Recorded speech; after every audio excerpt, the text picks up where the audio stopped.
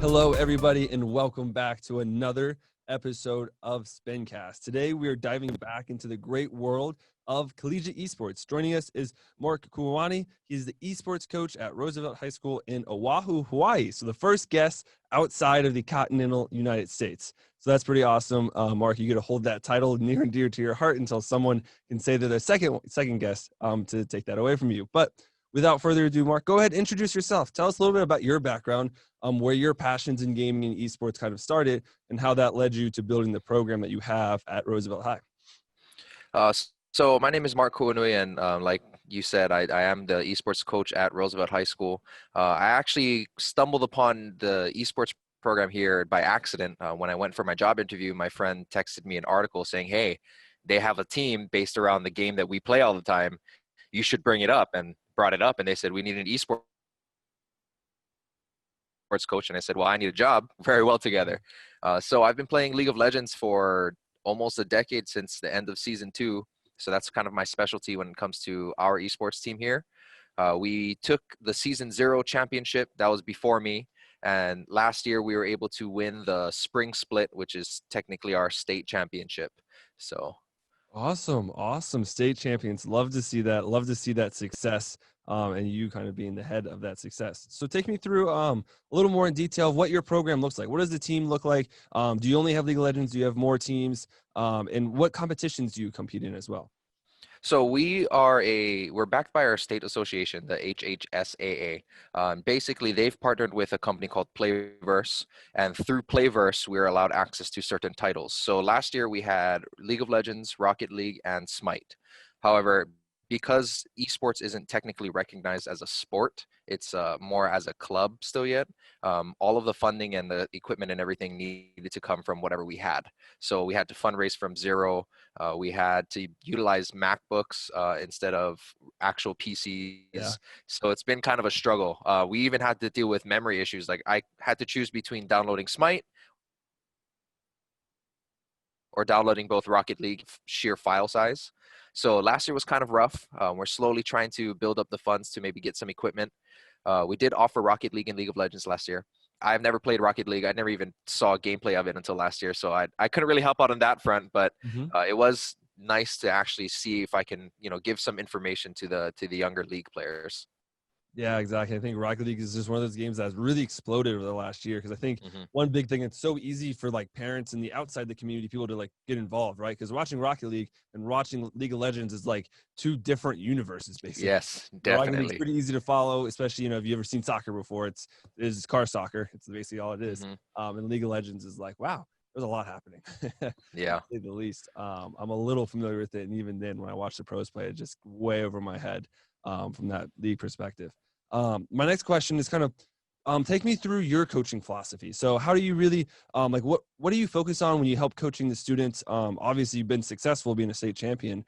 Take me through what that process looks like and what you focus on to really help the students continue to grow as individuals and as a team. So my biggest thing when it comes to any kind of platform is communication. I've noticed that the majority of the games that we've won was because we had excellent communication. The majority of games that we've lost was because no one's talking to each other. So that's kind of a really big thing. A lot of people stigmatize video game players as antisocial, which also helps develop their communication skills outside of just the game itself. So it's kind of like, if they're having trouble talking to each other as a team, then I can't expect them to have those conversation skills outside of the game. So that means it's kind of like a double, they work on their communication skills together, and they also work on their real life communication skills too. Exactly. Yeah, I think that's you bring up an interesting point. It's like the community involved in the esports that's so important. That like especially at the younger ages, once these platforms are available for students at their school or in their community, they latch onto it, and they have so much of that outside the game growth, right? In communications and network, Yes. all of that based in the games, and it's something they're so passionate about, and they apply it so readily. That kind of leads me to my next question, is about that sense of community, right? I always love to talk about it in these podcasts, especially for the younger students, because esports and the programs and the clubs that are developing are, they really provide that platform that I was just talking about. So take me through any particular experiences that come to mind when, when I bring up the word community in light of your program, kind of how that's grown in the esports sense since you founded your program. Well, I wouldn't call myself necessarily the founder because I came in the second season, but Okay. I'll take it, whatever. um, Close enough. yeah, it's kind of been a struggle. The current situation here with esports is very, I don't want to say neglected, but it's a, no one talks about it. No one wants Mhm. to discuss the benefits. No one wants to discuss how it's the only thing that we can do in this current world situation.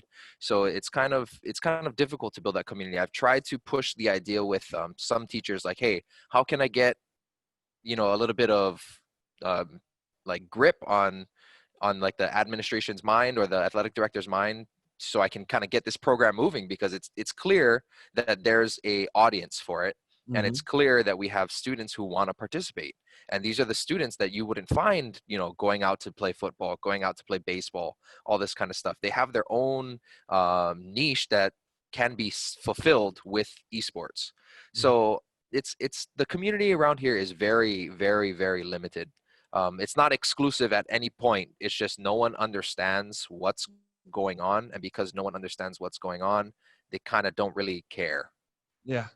Yeah, exactly. I think it's, we touched on it earlier about how hard it is to just even watch some of these games, especially like League of Legends or Hmm. CS:GO. Like, you have the violent aspect as well, which is obviously we all kind of know where that sits in the mainstream media. If you look at the actual data and the research, it's quite the opposite of the Hmm. perception of it. But just going back to a pure viewership, it's like it's very difficult to get into League of Legends on a playing standpoint, let alone a viewing standpoint, right? Yes. But I think once more games kind of like look like Rocket League, and when Rocket League gets some more steam or another game comes out, it's a lot easier for parents or for administrators to become involved. They're like, wow, I can get involved in this, right? I can cheer for my teams. And then maybe that'll spur them like, hey, everyone says League of Legends is like the game, right? It's what everyone talks about. Let me go watch that. Let me go sit down with the esports coach in my school or a couple of players and have them talk me through the basics, right? Hmm. But I think, taking some of those small steps will go a long way in trying to get that esports to be taken seriously, which it should be. It's massive. It's growing really fast, and it's Hmm. projected to be bigger than the NFL in a few years. So I feel like a lot more people need to hop on that bandwagon, so to say. So, looking at that, my next question, kind of shifting gears a little bit, is looking at competition days. Obviously, like we've been saying all this entire podcast, that you have been successful. You won a state championship. What changes leading up to a big time championship, right? The state championship match. Is there anything that changes in that preparation or practice that you really focus on, or the players really focus on, to make sure that you're set up for success? A lot of it is based upon League of Legends, as of course, I can't really speak to Rocket League, but we definitely made sure that we did our research. I had them pull up the stats of the players we're going up against. We decided a game plan. In League of Legends, you have a total of 5 bans. So that means you can take away 5 champions from the opposing team to pick, and they can take away 5 from you, vice versa. So basically, we came up with a game plan. Hey, who are we denying for them, and who are we prioritizing to pick for us? And then it came down to just making sure communication was open. Mm-hmm. Yeah, absolutely. I think that level of preparation is so often overlooked, and like how much just goes into that at a glance, right? Hmm. Those VOD reviews and studying your opponents and looking at the data and looking at the analytics of like what champions do they play the most of, right? What champions are most effective in their teams? Are they going to counter strat us in X, Y, or Z way? What builds are they going to employ? Hmm. That's like about as far as my League of Legends understanding goes, but I'm sure there's so much more to that. And even that took me just hours and hours and hours to kind of grasp. And so many people kind of overlook that. So it's awesome to see that you're already employing it, because I think some of those skills that the students actively are developing while they're gaming kind of leads into those outside the game kind of pathways, right, to the next level, right? What are they going to do at Hmm. college? What are they going to do in the workforce? So take me through like any opinions you have on that. Like, we talked about the communications or any other skills that you see the students are being able to actively grow within this platform that you've built and grown, to really set them up for success in the long run. Well, I mean, it's pretty extensive. We can just go off the top with communication. There's problem solving, and decisions need to be made in less than half a second. Mm-hmm. There's hand-eye coordination. The finger dexterity of some of these students that when they play is just absurd. You could probably YouTube any kind of high APM, which stands for actions per minute game, like StarCraft or anything like that, and you just see fingers just the whole time.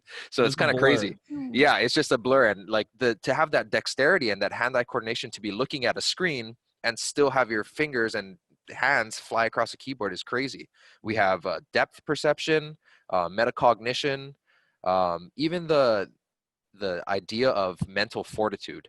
I think a lot of people dismiss the fact that going into when you play a team sport like anything else like football, wrestling, etc., if you have a loser's mentality or if you have a defeatist mentality, you've already lost the game. And the same concept applies to video games. You need to go in with a positive mindset. If you're losing, figure out why you're losing, take a step back, and then make your adjustments. It's basically a mirror to physical sports with the exception of the physical requirements.